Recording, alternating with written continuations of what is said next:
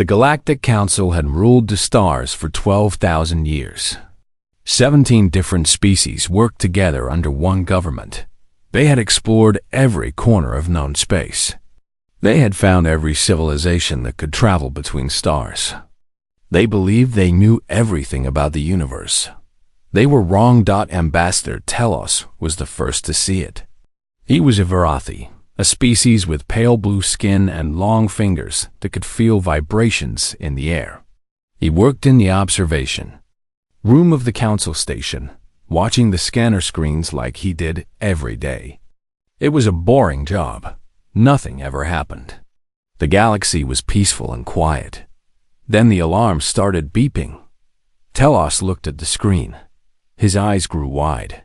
His fingers began to shake. A ship had appeared at the edge of council space. But this was not a normal ship. It was huge, 3 kilometers long, bigger than any vessel the council had ever built. And it was moving in a way that made no sense. The engines used a type of power that Telos had never seen before. He pressed the emergency button. Within minutes, the observation room filled with important people. Fleet Commander Orin arrived first. He was a Keth, a reptile-like species with green scales and sharp yellow eyes. He had commanded the council fleet for 60 years. He had never lost a battle. But when he saw the scanner screen, his scales turned pale. "This cannot be real," Orin said. His voice was quiet. "No one enters council space without permission." "No one. The ship is real," Telos replied. "The scanners do not lie." More council members arrived. They crowded around the screen, talking in worried voices. Some of them had never seen an unknown ship before. The council knew every species in the galaxy, every single one. There were no surprises left. There could not be any surprises left. High Counselor Mira pushed through the crowd. She was an Elori, tall and thin, with silver hair and eyes that glowed soft white. Her species was known for staying calm in any situation. They did not panic. They did not show fear. But even Myra stopped walking when she saw the screen. "What is that?" she asked. "We do not know," Arn admitted. "The ship design matches nothing in our records. The engine type is unknown. The metal of the hull is unknown. Everything about it is unknown." "Then identify it," Myra ordered. "Use the deep scanners. Check the historical archives. Find out where this ship came from." The technicians worked fast. They pointed every scanner at the strange ship. They searched through millions of records. They compared the ship to every vessel ever built by every species in the galaxy. And after 3 long minutes, they found a match. The head technician was a small creature named Pip.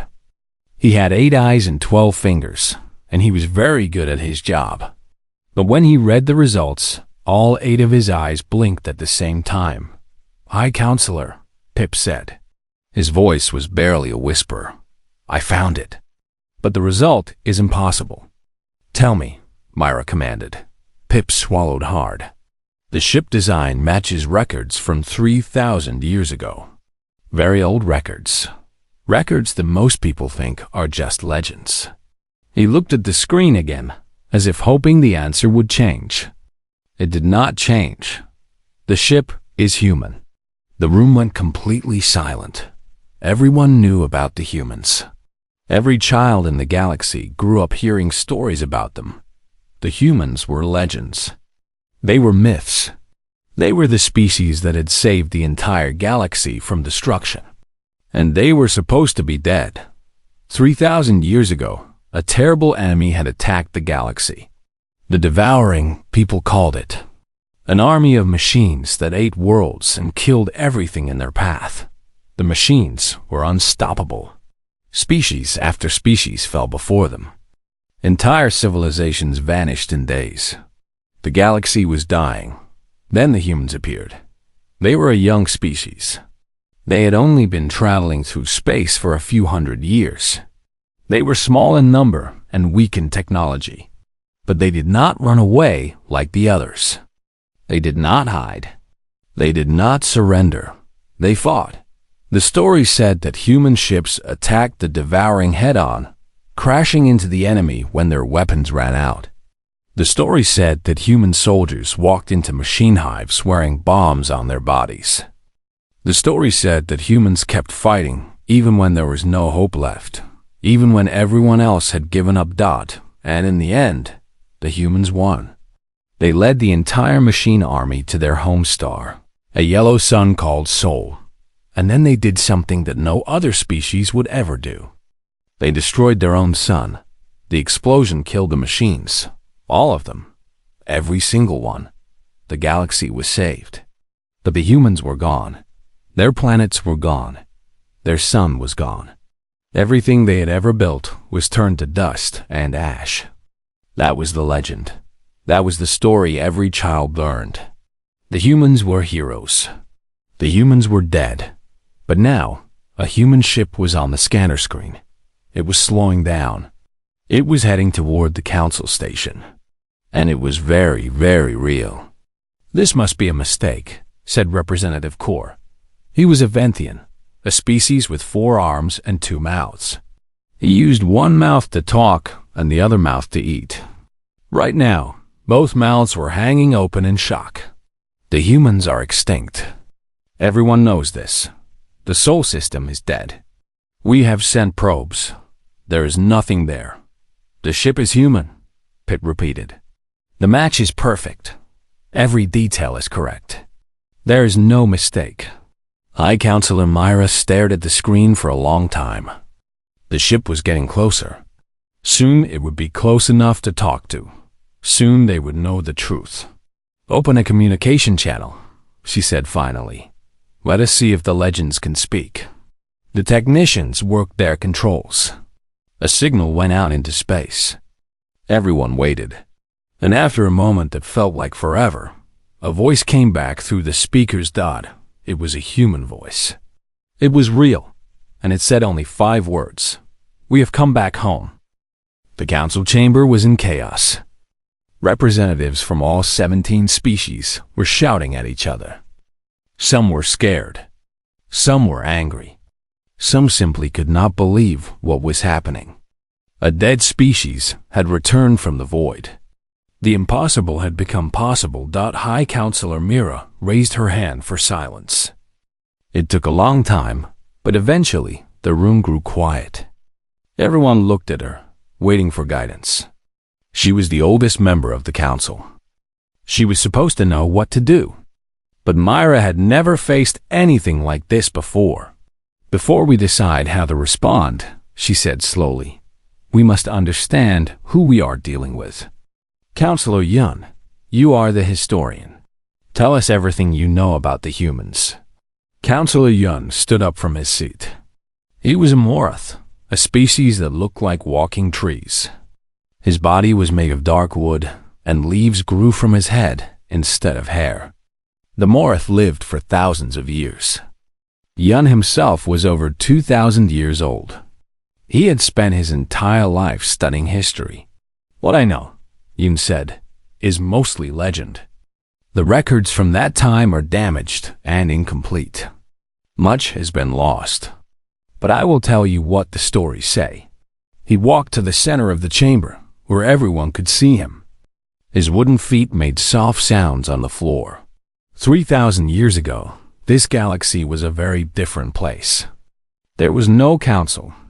There was no peace. Every species fought against every other species. Wars were constant. Death was everywhere. But then something worse appeared. Yun pressed a button, and a hologram appeared in the air. It showed a machine, massive and terrible, with metal tentacles and glowing red eyes. Everyone in the room knew what it was. Everyone had seen pictures of it in history books. "The devouring," Yun continued. "We still do not know where they came from. Some say they were built by an ancient species that died long ago. Some say they came from another galaxy. All we know is that they appeared without warning and began to consume everything in their path." The hologram changed, showing a map of the galaxy. Red dots appeared on the map, spreading like a disease. The machines ate worlds. They harvested entire planets for resources. They killed billions, and nothing could stop them. Every species tried to fight. Every species failed. The machines learned from every battle. They adapted. They grew stronger. After 50 years of war, the galaxy had lost hope. Species were preparing for extinction. Yun paused.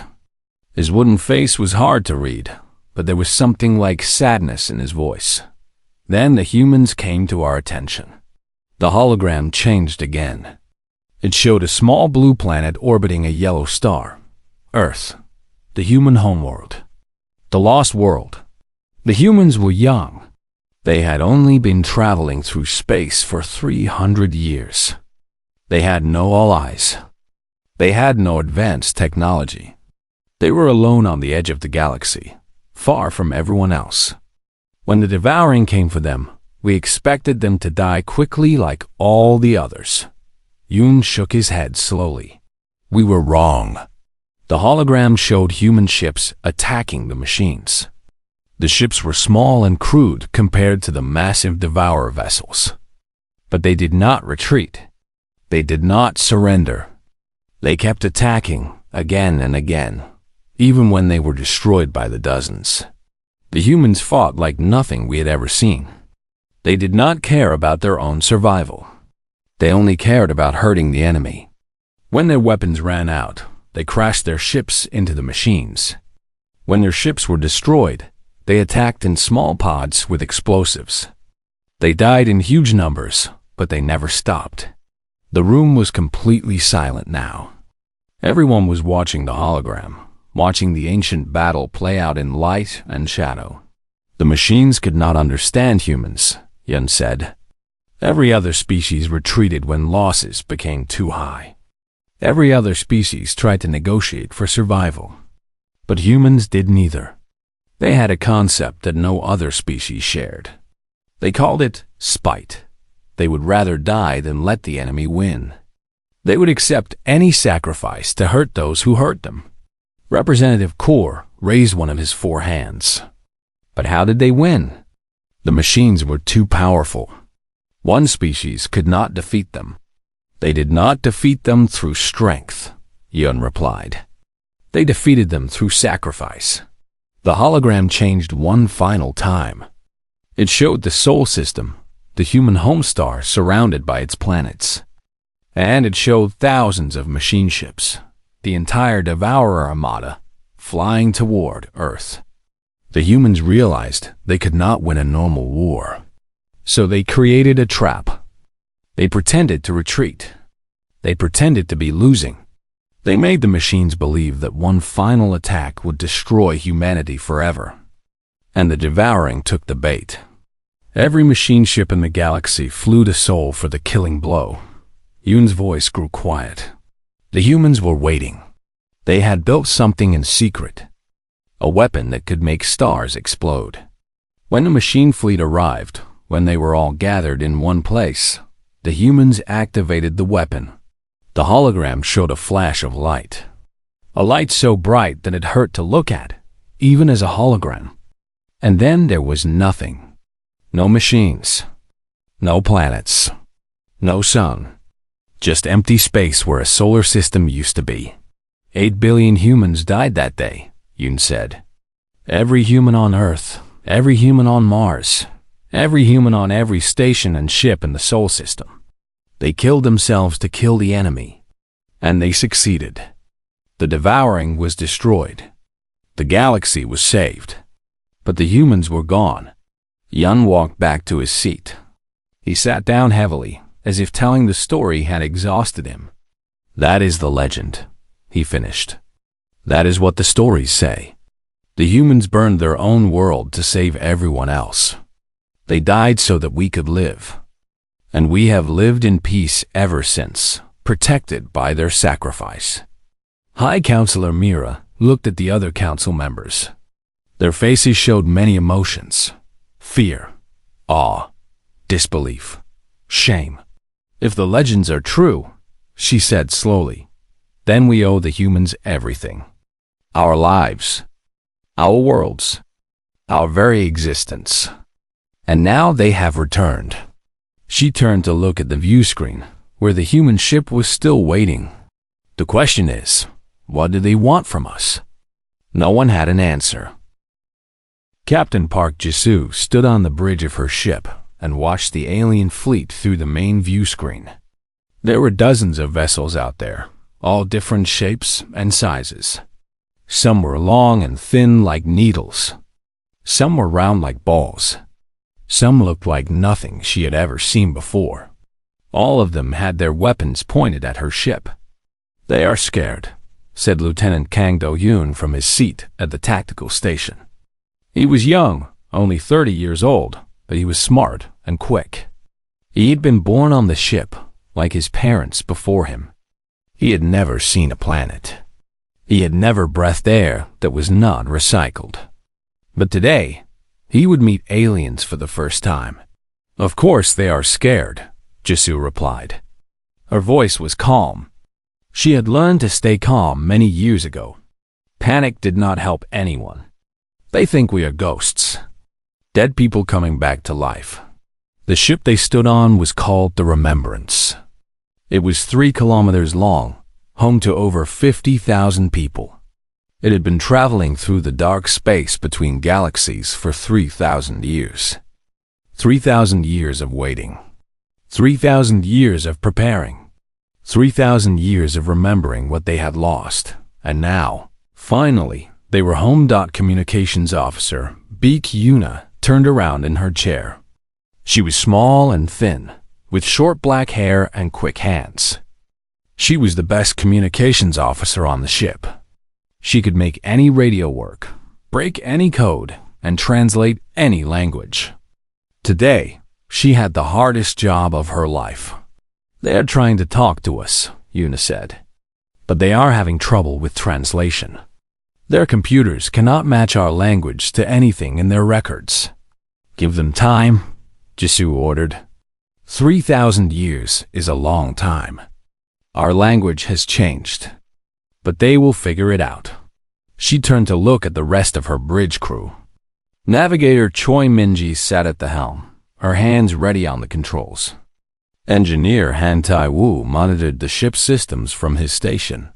Security Chief Moon Hai-jin stood near the door, her hand on her weapon. They were all waiting for orders. They were all trusting their captain to lead them through this moment. Jisoo felt the weight of that trust. She also felt the weight of everyone else on the ship. 50,000 people were counting on her. And beyond them, the other 11 ships in the fleet were watching. 500,000 humans in total. The last of their species. The survivors of the survivors. "Captain," Yuna said suddenly, "I think I can help them. One found some old language files in our archives. The original language from before the Exodus. If I send it to them, it might help." "Do it," Jisoo said. Yuna worked her console. Data flew through space at the speed of light. Minutes passed. Then a new signal came back, and this time, words formed on the screen. "Connection established," Yuna announced. "They want to talk." Jisoo straightened her uniform. It was dark blue with silver buttons, the same style that human officers had worn 3,000 years ago. She wanted to look proper. She wanted to look strong. She wanted these aliens to see that humanity was not a species of victims. "Open the channel," she said. The view screen changed. Instead of ships, it now showed a face. The face belonged to an insect-like creature with large compound eyes and mandibles that clicked when it talked. Behind the creature, Jisoo could see other aliens watching. Many different species, all gathered together. "I am Ambassador Telos of the Varathi Dominion," the insect said. Its voice was high and buzzing, but the translation made the words clear. "I speak for the Galactic Council. We need to confirm something. Are you human?" Jisoo nodded once. I am Captain Park Jisoo of the United Earthship Remembrance. I represent the human remnant fleet, and yes, we are human. Silence. Complete silence from the other end of the channel. Jisoo could see the aliens looking at each other, their faces full of shock and confusion. One of them, a tall being with silver hair and glowing eyes, stepped forward. I am High Counselor Mira of the Allori, the being said. Her voice was more controlled than the ambassador's, but there was still a tremor in it. Captain Park, we believed your species was extinct. The Sol system was destroyed 3,000 years ago. How is this possible? Jisoo had prepared for this question. She had practiced the answer many times in her head. But now that the moment had arrived, she found that the words came easily. 12 ships escaped before the end, she said. Colony ships, built in secret, launched before the weapon was activated. My ancestors knew what was coming. They knew they were going to die. But they also knew that someone had to survive. Someone had to carry the memory. Someone had to continue the species. She paused, letting the aliens absorb this information. We have been traveling ever since. Hiding in the space between galaxies where no one could find us. Building our numbers. Building our strength. Waiting for the right time to return. And now? Myra asked. Why return now? What do you want? Jisoo looked at the alien council. These 17 species who had inherited a galaxy that humans had saved. She thought about her ancestors, the billions who had died in the fire of Sol. She thought about her parents, who had lived and died on this ship without ever seeing a sun. She thought about her children, who deserved more than metal walls and recycled air. We want to go home, she said simply. The Sol system is dead, but the space is still ours. We want permission to enter Council territory. We want to reclaim our old planets. We want to rebuild. That is all? Myra sounded surprised. You do not want revenge? You do not want payment for what your ancestors did? Jisoo almost laughed. Revenge against whom? The machines are dead. And payment? She shook her head. Our ancestors made a choice. They chose to sacrifice themselves. That was not your debt to pay. It was our gift to give. The aliens went silent again. Jisoo could see them whispering to each other, their faces full of emotion she could not read. Finally, Myra spoke again. Captain Park, your request must be discussed by the full council. This is not a decision I can make alone. Please wait while we deliberate. We have waited 3,000 years, Jisoo said. We can wait a little longer. The channel closed. The view screen returned to showing the alien fleet. They were still pointing weapons at the Remembrance, but somehow they looked less threatening now. They looked almost small. Lieutenant Kang turned to face his captain. What do you think they will decide? Jisoo sat down in her command chair. She looked at the stars outside. The stars that her ancestors had died to protect. I think, she said slowly, that they will remember what we did for them. And I think they will do the right thing. She hoped she was right. The council chamber had never been so crowded. Representatives from all 17 species filled every seat. Advisors stood along the walls. Guards watched from the doorways. Everyone wanted to be present for this moment. Everyone wanted to see history being made. High Counselor Myra stood at the center of the room, looking at the faces around her. She had led the council for 200 years. She had guided them through trade disputes and border conflicts and scientific disasters. But this was different. This was bigger than anything she had ever faced. We are here to discuss the human request, she announced. Her voice echoed through the chamber. They asked for permission to enter council space. They asked to reclaim the Sol system. They asked to rebuild their civilization. She paused. I will now hear arguments from all sides. Representative Kaur was the first to speak. He jumped up from his seat, all four of his arms waving wildly. This is madness. We cannot allow this. Do you not understand what humans are? They are the species that saved us. Someone called from the back of the room. They are the species that destroyed their own sun. Kor shouted back. They killed 8 billion of their own people. What kind of mind is such a thing? What kind of species chooses death over surrender? He pointed at the view screen, where an image of the human ship was still displayed. If they can do that to themselves, what can they do to us? Fleet Commander Orn stood up. His green scales caught the light as he moved. The humans have done nothing threatening. They came peacefully. They asked permission instead of taking by force. They could have attacked us. They chose not to. That is what makes them dangerous. Kor insisted. They are smart. They are patient. They waited 3,000 years. 3,000 years. That is not normal behavior. That is obsession. That is madness. Or that is determination, Oren replied. Different species have different values. The humans value persistence. They value sacrifice. They value keeping their word. These are not bad qualities. The chamber exploded into argument. Representatives shouted at each other in a dozen different languages. Some agreed with Kor. They feared the humans.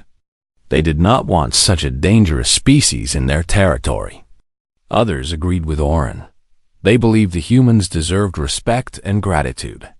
The galaxy owed them a debt that could never be repaid. Counselor Yun raised his wooden hand for silence. Slowly, the room grew quiet. The old historian had earned respect over his long life. When he spoke, people listened. I have something to add, Yun said.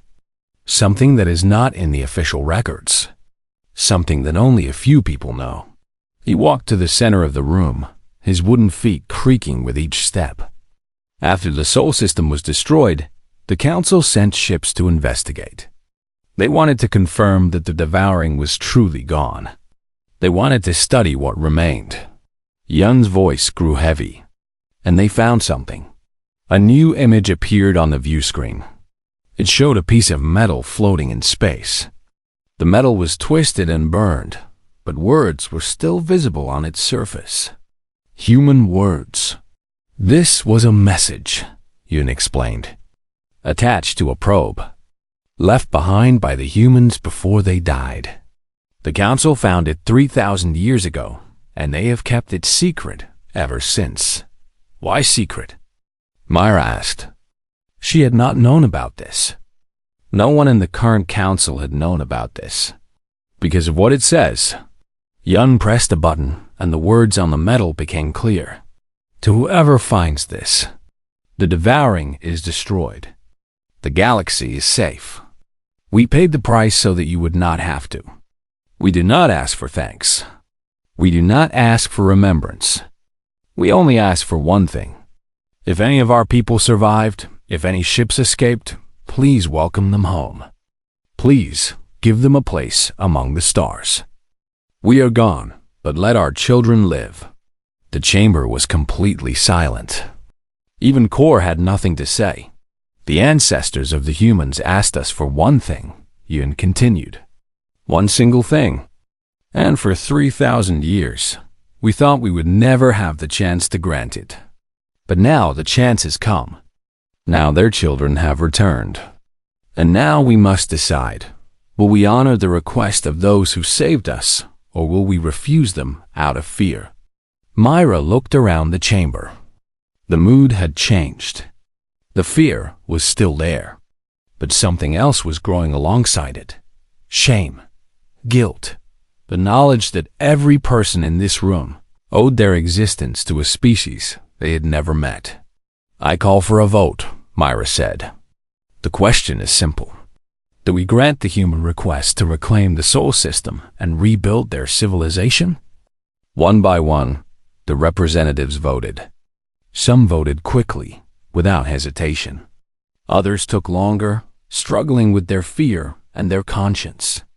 But in the end, the result was clear. 15 species voted yes. Only 2 voted no. Myra let out a breath she did not know she was holding. The motion passes.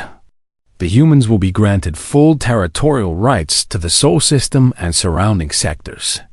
They will be recognized as a sovereign species, and they will be offered membership in the Galactic Council if they wish to accept it. She turned to Ambassador Telos. Open a channel to the human ship. It is time to give them our answer. The view screen flickered. Captain Park Jisoo appeared, her face calm and patient. She had been waiting for hours, but she showed no frustration. She showed no fear. She simply waited, like her ancestors had taught her to wait. Captain Park, Mira said, the Galactic Council has reached a decision. Your request is granted. The Sol system is yours. You may return home. For a long moment, Jisoo said nothing. Then, slowly, a small smile appeared on her face. It was not a triumphant smile. It was not a proud smile. It was the smile of someone who had finally reached the end of a very long journey. Thank you, High Counselor, she said. On behalf of the human remnant fleet, I accept. There is one more thing, Mira added. The Council would like to offer your species membership, a seat at our table, a voice in our government. You would have all the rights and protections of any Council species. Jisoo considered this. That is a generous offer. But we are not ready for such a commitment. We have been alone for a very long time. We need to rebuild first. We need to become a people again, not just survivors. She paused. Perhaps in the future, when we are stronger, we can discuss this again. We understand, Myra said. Take all the time you need. We will be here. The channel closed. The chamber remained silent for a long time. Then, slowly, people began to talk. Not in anger anymore. Not in fear. In wonder. In amazement. In the knowledge that they had just witnessed something that would change the galaxy forever. The humans had returned, and nothing would ever be the same. 6 months had passed since the council vote. 6 months of preparation. 6 months of planning. 6 months of waiting. And now, finally, the moment had come. Captain Park Jisoo stood on the bridge of the Remembrance as her ship entered the Sol system for the first time. Around her, the other 11 ships of the human remnant fleet followed in formation. 500,000 people, all holding their breath, all looking at the view screens. What they saw made some of them cry. The sun was gone. In its place was a dim, cold remnant, a dying ember that gave almost no light. The planets were ruins. Earth was nothing but ash and rock, a dead ball floating in the darkness. Mars was shattered into pieces. Jupiter and Saturn had lost most of their moons. Everything that humans had ever built here was destroyed. It is worse than I imagined, whispered Lieutenant Kang Do-yeon. His voice was thick with emotion. There is nothing left. There is us, Jisoo replied quietly. We are what is left, and we are enough. She turned to face her crew. They were all looking at her, waiting for guidance, waiting for hope. She was their captain. It was her job to give them both. I know what you are feeling, she said. I feel it too. This place was supposed to be our home. Our ancestors lived here for millions of years. They built cities here. They raised families here. They dreamed of the stars here. She looked out the view screen at the dead sun. And then they gave it all up. They destroyed everything they had ever built so that the galaxy could survive. She walked to the center of the bridge. But our ancestors did not sacrifice themselves so that we could mourn forever. They sacrificed themselves so that we could live, so that we could rebuild, so that we could prove that humanity cannot be killed. Her voice grew stronger. They turned this sun into a weapon. Now we will turn it into a home again. Navigator Choi Minji spoke up from her station. "Captain, the engineering ships are in position. They are ready to begin." Jisoo nodded. "Start the ignition sequence." Across the fleet, massive machines began to move. They were stellar igniters, devices that had taken humans 1,000 years to build. They could do something that no other species in the galaxy could do. They could create new stars. The machines flew toward the dead sun. They positioned themselves around its cold surface. And then, together, they activated. Light appeared. Faint at first, barely visible. But it grew. It grew brighter and brighter, warmer and warmer. The darkness of the Sol system began to retreat. The planets, for the first time in 3,000 years, cast shadows. On the bridge of the Remembrance, people started cheering. They hugged each other. They cried. They laughed. Communications Officer Baek Yuna was crying and smiling at the same time. Engineer Han Tai-woo was staring at the screen with his mouth open. Security Chief Moon Hai-jin had tears running down her face. A new son was being born. "Incoming transmission," Yuna said, wiping her eyes. "It is from the council station." "Put it through." Jisoo ordered. High Counselor Myra appeared on the screen. Behind her, Jisoo could see other council members watching. They all looked amazed. "Captain Park," Myra said, "we are monitoring your activities from our observation posts. What we are seeing is incredible. Our scientists did not believe stellar ignition was possible. They said it violated the laws of physics." Jisoo allowed herself a small smile.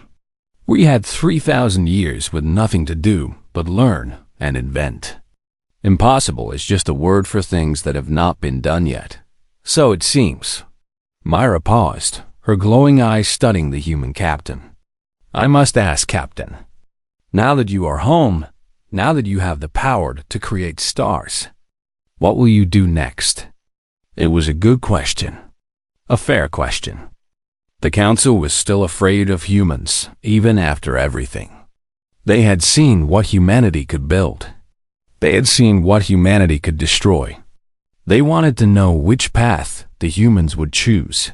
Jisoo thought about her answer carefully. "We will rebuild Earth," she said. "It will take a century, maybe longer, but we will make it green again. We will rebuild Mars and the moons and the stations. We will fill this system with life and laughter and children who've never known the cold of deep space."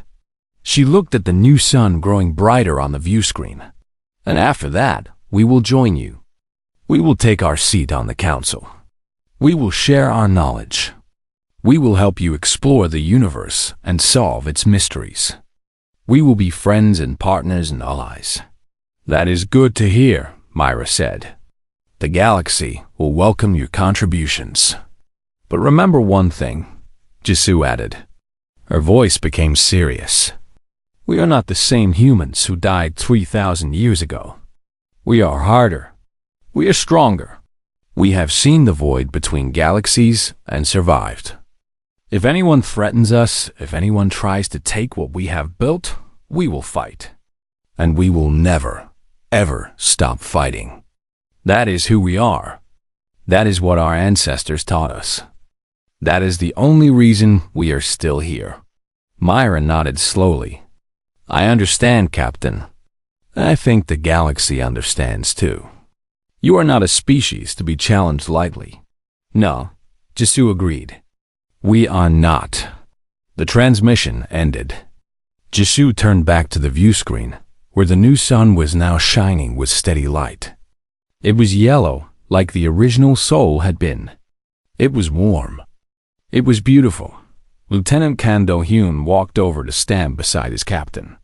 "We did it," he said softly. "We actually did it." "We came home?" Jisoo put her hand on his shoulder. "No, we are going to do it. This is just the beginning. The real work starts now." She looked around the bridge at her crew, at the people who had trusted her to lead them through the darkness. They were tired. They were emotional. But they were also ready. Ready to build. Ready to grow. Ready to prove that humanity was more than just a legend. Set a course for Earth orbit, she ordered. It is time to see what we can make of our old home. The Remembrance moved forward, toward the dead planet that would soon live again. Behind it, the rest of the fleet followed. And above them all, the new sun shone down on the Sol system for the first time in 3,000 years. The humans had returned. The legends had been real. And now, a new chapter was beginning. A chapter that would last forever.